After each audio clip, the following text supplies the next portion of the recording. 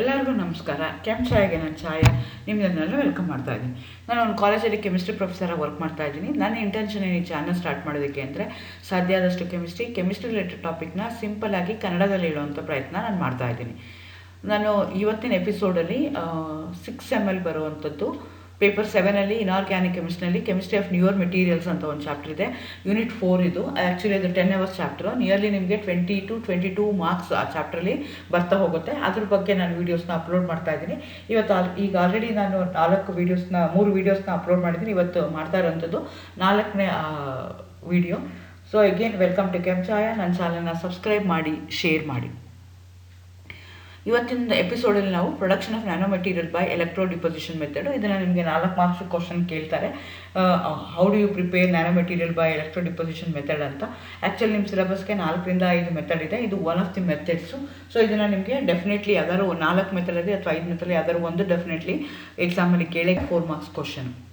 So ಹಾಗಾದರೆ nano materials ಅಂದರೆ ಏನು? Nano materials are the substances which have A nano structured components with less than 100 nanometer. 100 nanometerಗಿಂತ ಕಡಿಮೆ ಇರುವಂಥ ಸಬ್ಸ್ಟೆನ್ಸ್ಗಳಿಗೆ ನಾವೇನಂತ ಕರಿತೀವಿ? ನ್ಯಾನೋ ಮೆಟೀರಿಯಲ್ಸ್ ಅಂತ ಕರಿತೀವಿ.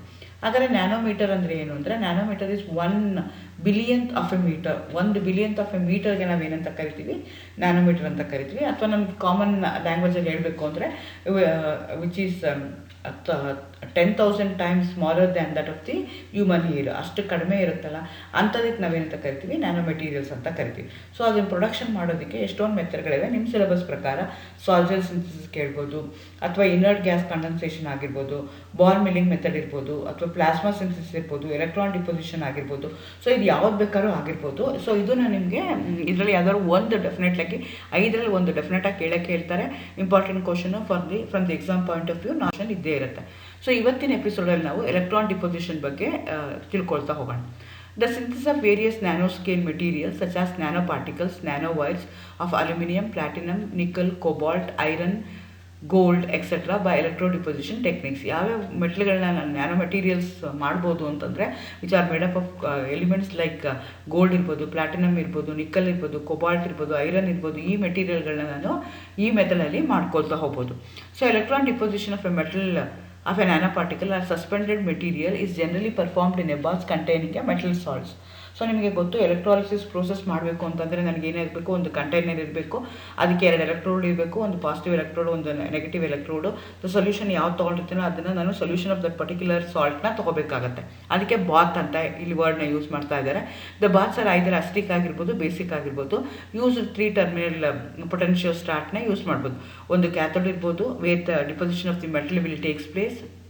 ಆಮೇಲೆ anode, that is a conducting electrode. ಇನ್ನೊಂದು ರೆಫರೆನ್ಸ್ ಎಲೆಕ್ಟ್ರೋಡು. ಯೂಶಲಿ ಕ್ಯಾಲಮರ್ ಎಲೆಕ್ಟ್ರೋಡ್ನ ನಾವು ರೆಫರೆನ್ಸ್ ಎಲೆಕ್ಟ್ರೋಡ್ ಆಗಿ ಯೂಸ್ ಮಾಡ್ತೀವಿ. ಸೊ ನಮಗೆ ಬೇಕಾಗತ್ತೆ. ಸೊ ಈ ಥರ ಇರುತ್ತೆ ನೋಡ್ಕೊಳ್ಳಿ. ಒಂದು ಕಡೆಗೆ ಕ್ಯಾಥೋಡ್ ಇದೆ, ಇನ್ನೊಂದು ಕಡೆಗೆ ಆ್ಯನೋಡ್ ಇದೆ, ಅದ್ರ ಜೊತೆಗೆ ರೆಫರೆನ್ಸ್ ಎಲೆಕ್ಟ್ರೋಡ್ನ ಯೂಸ್ ಮಾಡ್ತೀವಿ. ಒಂದು ವರ್ಕಿಂಗ್ ಎಲೆಕ್ಟ್ರೋಡು, ಇನ್ನೊಂದು ಕೌಂಟರ್ ಎಲೆಕ್ಟ್ರೋಡು. ಸೊ ಪಾಸ್ ಮಾಡಿದ ತಕ್ಷಣ ಏನಾಗುತ್ತೆ? ಆಪೋಸಿಟ್ಗೆ ಅಯಾನ್ಸ್ ಏನಾಗುತ್ತೆ? ಹೋಗಿ ಅದ್ರ ಮೇಲೆ ಡಿಪೊಸಿಷನ್ ಆಗ್ತಾ ಹೋಗುತ್ತೆ. Therefore this is called as electrodeposition process ಅಂತ ಕರೀತಾರೆ. ಬೋತ್ ಪೊಟೆನ್ಷಿಯಲ್ ಸ್ಟಾಟಿಕ್ ಅಥವಾ galvanostatic methods are applied to carry out the electrodeposition process under the different potential range, time duration and current densities. So ನಾನು current pass ಮಾಡುವಂಥದ್ದು duration, time duration ಬೇರೆ ಆಗ್ಬೋದು. Potential ಎಷ್ಟಿರ್ತಾರೋ ಅದು change ಆಗ್ಬೋದು. Current densities ಏನಾಗ್ಬೋದು? Change ಆಗ್ಬೋದು. ಅದ್ರ ಮೇಲೆ ಏನಾಗುತ್ತೆ? ಡಿಪೊಸಿಷನ್ ಆನ್ ದಿ ಪ್ಲೇಟ್ ಏನಾಗ್ತಾಗುತ್ತೆ? ಆನ್ ದಿ ಕ್ಯಾಥೋಡ್ ಅದು ಇನ್ಕ್ರೀಸ್ ಅಥವಾ ಡಿಕ್ರೀಸ್ ನಾನು ಮಾಡ್ಕೊಳ್ತಾ ಹೋಗ್ಬೋದು. The electrochemical behaviour of the deposit nanomaterial of various substrates was investigated by cyclic voltammetric and amperometric techniques. ಈ ಟೆಕ್ನಿಕಲ್ಲಿ ಎಷ್ಟು ಆಗಿದೆ ಅಂತ ನಾನು ಏನು ಮಾಡ್ಕೊಳ್ತಾ ಹೋಗ್ಬೋದು. ಇಲ್ಲಿ ಏನು ಮಾಡ್ತೀವಿ ಅಂದರೆ, synthesis of mono dispersed gold nanoparticles in indium tin oxide coated glass. ಈಗ ಫಾರ್ ಎಕ್ಸಾಂಪಲ್ ನಾನು ತೊಗೊಳ್ಳೋಣ ಅಂತಂದರೆ, ಮಾನೋ ಡಿಸ್ಪರ್ಸ್ಡ್ ಗೋಲ್ಡ್ ತೊಗೊಂಡು ನ್ಯಾನೋ ಪಾರ್ಟಿಕಲ್ಸ್ನ ತೊಗೊಂಡು ಅದನ್ನ ಏನು ಮಾಡ್ತೀನಿ? ಇಂಡಿಯಮ್ ಟಿನ್ ಆಕ್ಸೈಡ್ ಜೊತೆಗೆ ಕೋಟ್ ಮಾಡ್ತೀನಿ. ಕೋಟೆಡ್ ವಿತ್ ಆಕ್ಸೈಡ್ ಸಿಂಥಸಿಸ್ ಮಾಡೋವಂಥದ್ದು ಹೆಂಗೆ ಅಂತ ಅಲ್ಲಿ ಯೂಸ್ ಮಾಡ್ತೀವಿ. ಅಥವಾ preparation of gold nano rods on nanoporous anodic alumina oxide, ಇದು ಪ್ರಿಪ್ರೇಷನ್ಗೆ ಯೂಸ್ ಮಾಡ್ಕೋಬೋದು. Formation of gold nano clusters ಇರ್ಬೋದು. 1 step electrodeposition of nickel nano particle chains embedded.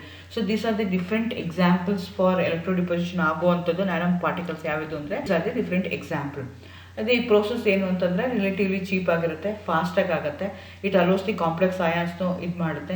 The thickness of the material, ಅದ್ರ ಮೇಲೆ ಎಷ್ಟು ಕೋಟ್ ಆಗಿದೆ ಕ್ಯಾಥೋಡ್ ಮೇಲೆ ಇದು depends upon current density and ಎಷ್ಟು ಟೈಮ್ ಆದಮೇಲೆ ನಾನು ಪಾಸ್ ಮಾಡಿದ್ದೀನಿ ಕರೆಂಟು ಅನ್ನೋದ್ರ ಮೇಲೆ ಅದು ಡಿಪೆಂಡ್ ಆಗುತ್ತೆ. And also depends upon how much of solution that have taken. So ಎಲ್ಲದ್ರ ಮೇಲೆ ಡಿಪೆಂಡ್ ಆಗುತ್ತೆ. ಸೊ ಅದೇನಾಗುತ್ತೆ ಅದ್ರ ಮೇಲೆ ಬಂದು ಕೂತ್ಕೊಳ್ಳುತ್ತೆ. ಸೊ ಈ ಕ್ವಶನ್ ನಿಮಗೆ 4 ಮಾರ್ಕ್ಸ್ ಕೊಡ್ತಾರೆ. Give A short note on electron deposition for the production of nanomaterials ಅಂತ ಕೇಳ್ಬೋದು. ಅಥವಾ how do you prepare nanomaterials using electrodeposition method ಅಂತ ಕೇಳ್ಬೋದು. ವೆರಿ ಸಿಂಪಲ್ ಇದೆ. ಚಿತ್ರ ಬರೆದು ಒಂದು ಎಲೆಕ್ಟ್ರೋಡ್, ಒಂದು ವರ್ಕಿಂಗ್ ಎಲೆಕ್ಟ್ರೋಡ್ ಇದೆ, ಇನ್ನೊಂದು ಕೌಂಟರ್ ಎಲೆಕ್ಟ್ರೋಡ್ ಇದೆ, ಇನ್ನೊಂದು ರೆಫರೆನ್ಸ್ ಎಲೆಕ್ಟ್ರಾನ್ ಇದೆ.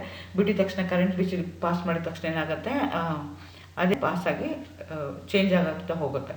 This a way you can remember and you can reproduce that in the exam. All the best. Thank you.